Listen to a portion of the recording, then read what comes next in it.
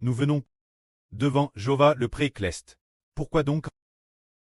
C'est pour que nous puissions, de la part de notre Précleste Jéhovah, recevoir des bénédictions, car la Bible dit ceci. Tous ceux qui s'approchent devant Dieu doivent croire qu'il existe, et croire aussi qu'il récompense tous ceux qui le suivent. Alors, si nous venons devant le Seigneur, c'est aussi par une telle foi, la foi de suivre le Seigneur, pour très certainement bénisse, sachant certainement que Jésus est le Fils de Dieu, qu'il est le Seigneur, et que ceux qui le suivent seront certainement bénisses. Nous avons donc cette foi pour suivre le Seigneur. Le Seigneur Jésus-Christ arriva dans une ville dans la région de Sidon, se dire dans le territoire de Tyr et Sidon. Cet endroit-tel d'étrangers. Cette poquelle, c'qu'était des pains, une femme de Phlicie, s'approcha du Seigneur en disant, Seigneur, fils de David, aie pitié de moi.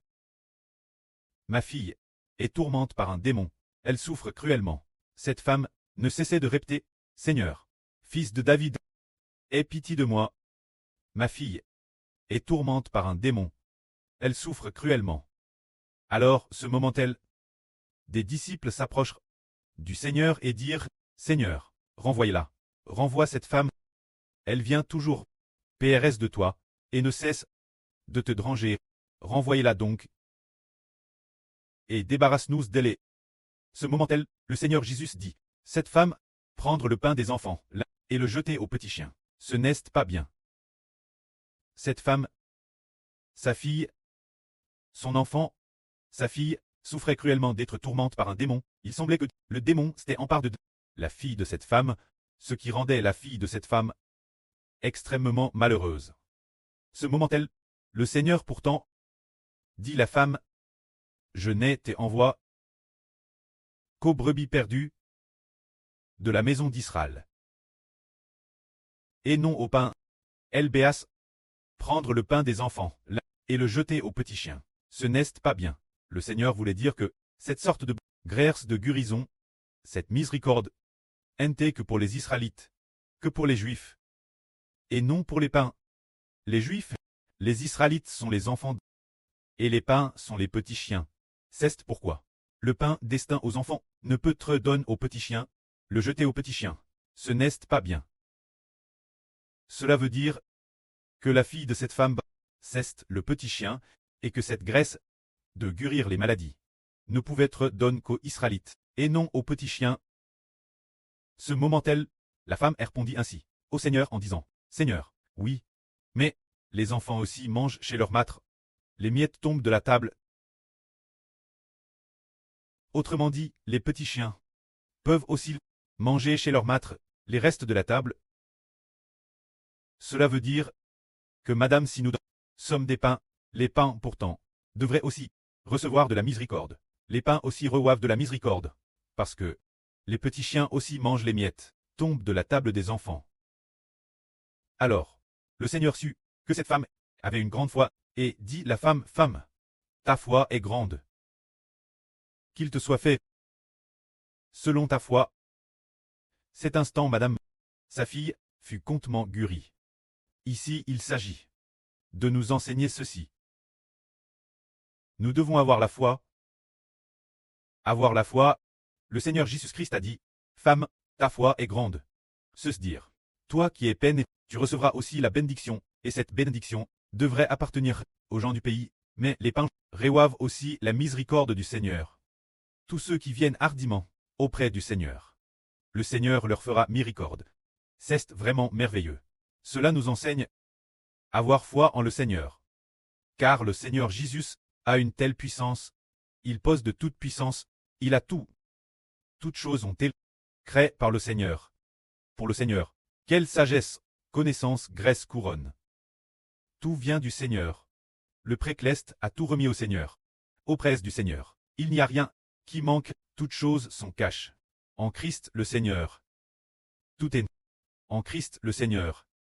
Madame, le jour des morts et la mort sont en Christ le Seigneur. Tout est en Christ le Seigneur. Alors dans le Seigneur, il y a tout. Alors, quoi que ce soit que nous du préclès de Jova, recevions comme espérance, comme promesse, comme engagement. Quelle qu'en soit la mesure, en Christ le Seigneur, tout devient Amen. Tout devient oui. Tout ce que le préclès nous donne, dans toute son abondance, existe entièrement. En Christ le Seigneur. Madame nous, frères et sœurs, comprenons que le préclès a prédestin, faire de frère Hbert, rité de toutes choses. Toutes ces choses, le préclès les a placées dans le Seigneur, pour que le frère Hbert réouive du Seigneur Jésus-Christ. Partir de l'aile, les promesses du préclès donnent Hbert d'Israël. Toutes sortes de couronnes, toutes sortes de graisses, toute l'humanité devient enfant. Les préclès deviennent aussi enfants. Toutes les promesses sont placées dans le Seigneur. Disant, mon enfant, le préclès te donne toutes choses, mais toutes choses doivent être placées en ton preux. Le Seigneur Jésus-Christ, tu dois par son nom obtenir, tu dois proclamer son nom, et ainsi recevoir du préclès.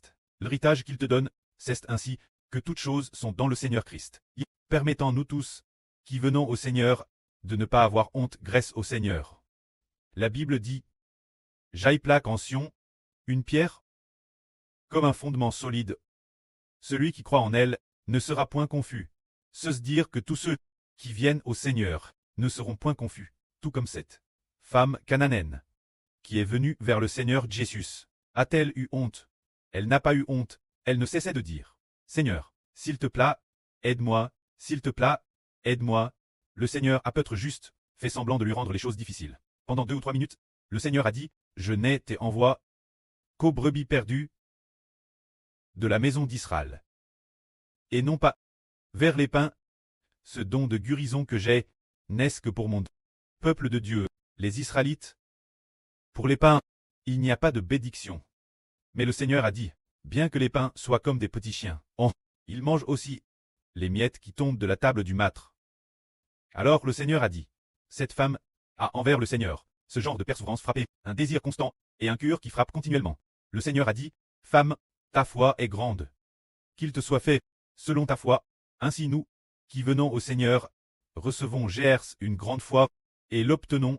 Hier midi, le frère Hbert a fait un RVE. Dans le RVE c'était une scan comme celle-ci. Il y avait un homme dans le RVE. TRS grand. Faisant environ un M8 ou un peu plus. TRS beau garçon. Mais son visage ressemblait un peu celui du preux du frère Hbert. Alors dans le RVE, il a fait quelque chose. Il est venu en secret, afin de prendre les fils électriques de la maison du frère Hbert, et de les emporter, ne voulant pas que la lumière s'allume dans la maison. Alors le frère Hbert dit, cet homme est-il bon ou mauvais? Dit-on. Alors, le frère Hbert n'arrêtait pas de frapper au nom du Seigneur Christ, bien qu'il, son visage ressemblait celui du prêtre de Hbert, joue par Satan dans le RVE. Sachant qu'il était le diable Satan. Alors faisant semblant d'être le prêtre de Hbert, pour tromper Hbert, le frère Hbert frappa au nom du Seigneur Jésus-Christ, disant, au nom de Jésus-Christ, je te frappe, au nom de Jésus-Christ, je te frappe, mais dans le RVE, envers le nom du Seigneur Christ. La foi manquait, la force manquait, bien que le diable Satan ait quitté Hbert dans le RVE. Mais on a constaté que manifestement sa force dans le RVE, envers le nom du Seigneur Christ. La foi manquait. C'est ainsi que le RVE c'est Herveille, rappelant encore Hbert.